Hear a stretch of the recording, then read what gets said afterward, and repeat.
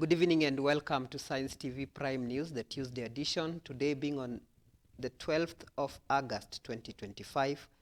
My name is Chris Mololo, our sign language interpreter is Tobias Omondi, and here are our top stories tonight.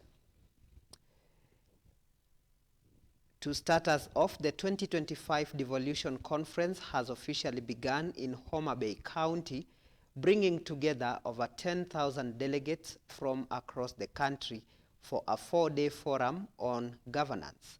The event, running from Tuesday 12th August to Friday the 15th of August, is a collaborative effort by the Council of Governors, COG, state and non-state.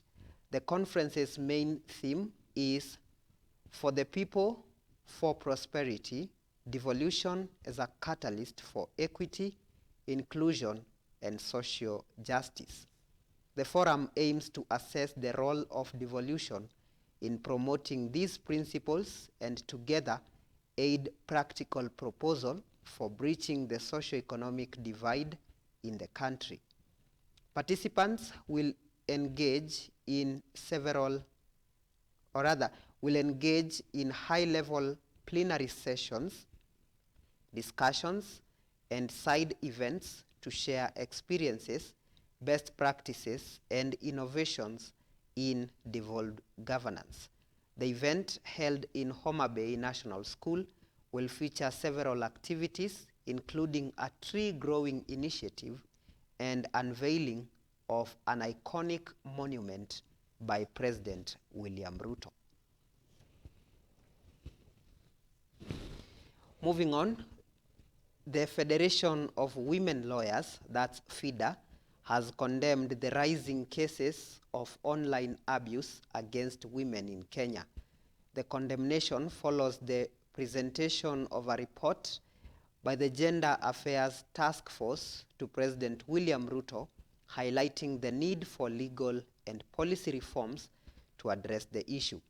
The report, which was handed over at State House, details various forms of online violence, including cyber stalking, harassment, and the non-consensual sharing of intimate images. FIDA's statement emphasizes that these forms of abuse have a severe psychological, social, and economic impact on women, often leading to self-censorship and disempowerment. The Gender Affairs Task Force, in its report, has proposed a comprehensive legal framework to prosecute perpetrators and protect victims. It also calls for greater collaboration between law enforcement agencies, tech companies, and civil society to create a safer digital environment for women and girls. President William Ruto, upon receiving the report, pledged to review the recommendations and work towards their swift implementation. In other news, religious leaders have launched a new bill aimed at curbing fraudulent churches and safeguarding the freedom of worship in the country. The proposed Religious Organizations Bill of 2025 seeks to create a stricter regulatory framework for religious institutions to prevent exploitation and criminal activities disguised as religious practices. The bill, a result of extensive consultations among various religious groups, proposes the establishment of an independent regulatory body composed of religious leaders, government representatives, and legal experts. This body would be tasked with vetting and registering religious organizations, investigating complaints, and ensuring financial transparency. Speaking during the launch, the leaders emphasized that the bill is not intended to interfere with genuine worship, but to protect the public from conmen who exploit believers. The move comes amid growing public outcry over an increase in number of dubious religious leaders who have been accused of extorting their followers. Kenya and Iran have agreed to form a joint committee to resolve trade barriers within 60 days, a move that could lead to the lifting of a ban on Kenyan tea exports to the Middle Eastern nation. The agreement was reached during the 7th session of the Kenya-Iran Joint Commission for Cooperation held in Nairobi. The meeting was co-chaired by Kenya's Prime Cabinet Secretary, Musalia Mudavadi, and Iran's Minister of Agricultural Jihad, Dr. Gholamreza Nouri Ghezalcheh. The ban was originally imposed after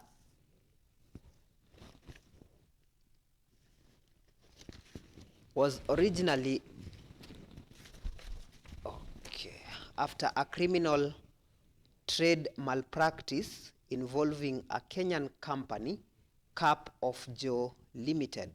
Investigations revealed that the firm had imported low-grade tea, blended it, and then re-exported it to Iran, falsely marketing it as a high-quality Kenyan tea. This fraudulent activity led to a significant loss of trust and the subsequent ban, which has affected the Kenya's tea sector.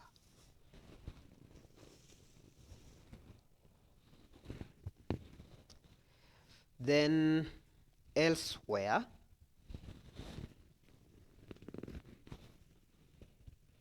the National Police has pledged to ensure fairness and transparency in its upcoming recruitment drive.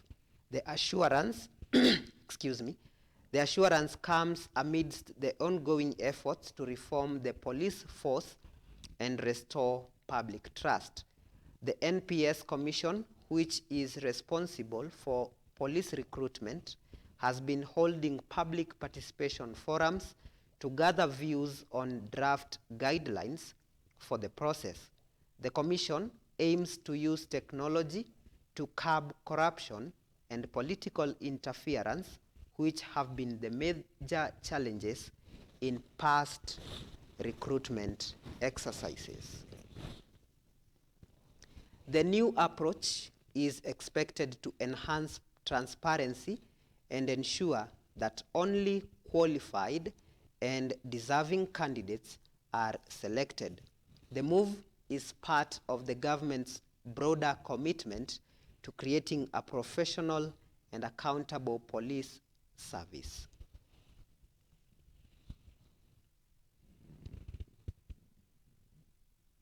The nurses' strike that brought services of public health facilities to a halt in Siaya has been called off following agreement between the Kenya National Union of Nurses, KNUN, and the county government. In an agreement signed between the union officials and the county government, top grass, led by County Secretary Joseph Ogutu, the nurses agreed to suspend their industrial action for 30 days to give the devolved unit time to address their grievances. Addressing the media at the county headquarters, the county secretary said both parties have agreed on the matter under contention. KNUN Siaya branch secretary Hamisi Kennedy said they have decided to suspend the strike following consultations with their employer, the Union National Office. Hamisi called on Siaya nurses to ensure they resume duties immediately.